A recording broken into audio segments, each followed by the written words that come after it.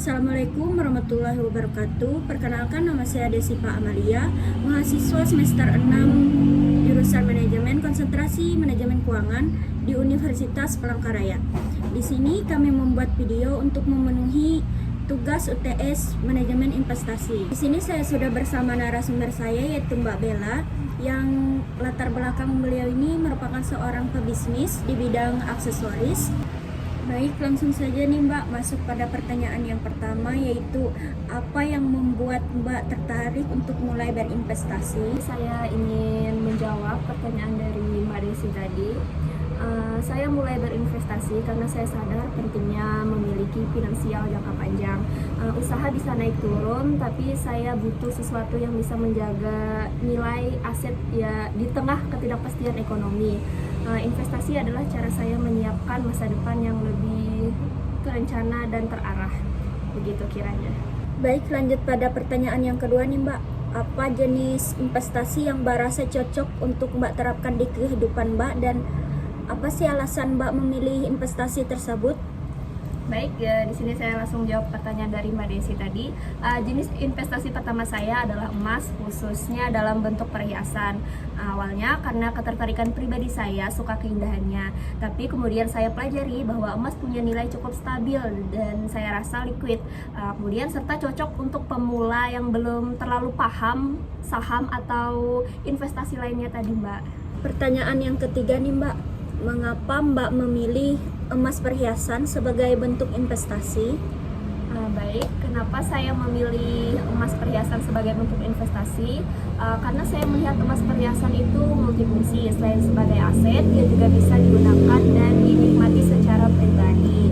Apalagi dengan latar belakang saya sendiri di bidang aksesoris wanita, saya merasa lebih familiar dan dengan jenis, kadar, dan nilai dari sebuah perhiasan tersebut. Saya juga melihat potensi nilai jual kembalinya cukup baik, terutama jika memilih dengan cermat.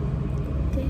Kemudian pertanyaan yang keempat, yaitu bagaimana investasi mempengaruhi kehidupan finansial Mbak? Baik Mbak, menurut saya pribadi, investasi memberikan rasa aman saat usaha mengalami penurunan. Saya punya cadangan yang bisa diandalkan. Itu membuat saya lebih tenang dalam mengambil keputusan bisnis. Selain itu, juga lebih disiplin mengatur keuangan dan lebih bijak dalam membedakan antara kebutuhan, keinginan, dan aset produktif. Pertanyaan yang kelima nih Mbak, bagaimana Mbak membedakan antara membeli emas perhiasan untuk koleksi pribadi dan untuk tujuan investasi? Baik, kalau untuk investasi sendiri, saya lebih pilih desain yang simple dan kadar emas yang tinggi, karena menurut saya nilai jualnya lebih stabil. Sedangkan koleksi pribadi, saya lebih bebas memilih desain atau model unik, meskipun mungkin secara nilai jual kembali tidak sekuat yang polos.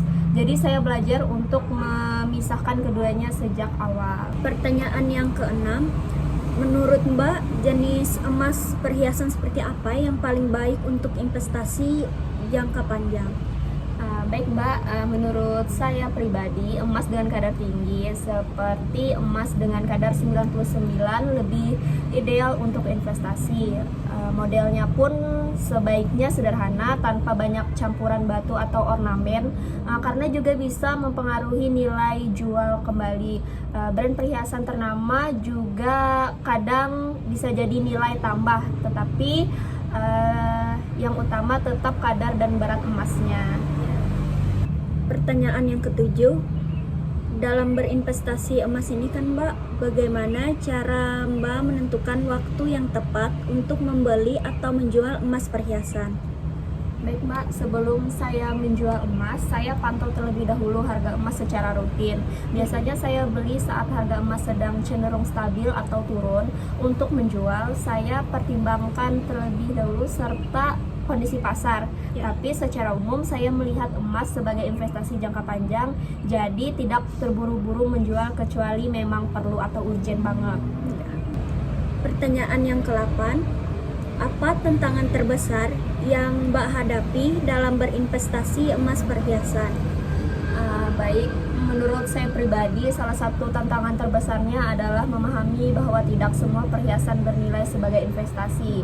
Kadang juga kita tergoda model yang cantik, tapi ternyata nilai jualnya rendah atau beda jauh lah gitu. Selain itu, faktor biayanya pembuatan dan potongan harga saat dijual kembali juga harus dipahami dari sejak awal membeli emas tadi. Baik, pertanyaan yang ke-9, bagaimana Mbak melihat potensi emas perhiasan sebagai aset jangka panjang dan warisan untuk keluarga? Baik Mbak, kalau menurut saya pribadi, saya melihat emas perhiasan sebagai aset yang sangat cocok untuk diwariskan.